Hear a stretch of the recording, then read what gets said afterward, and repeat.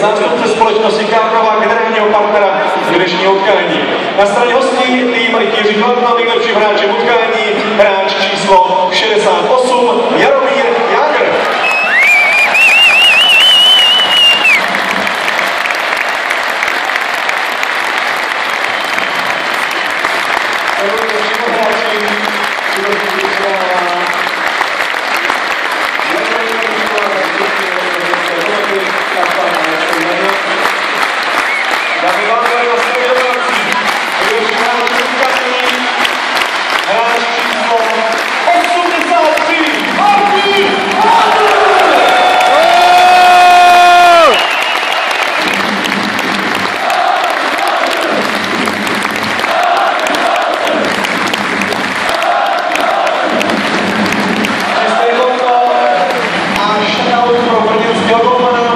Dámy a pánové, pokud odcházíte, tak hezký dobrý večer.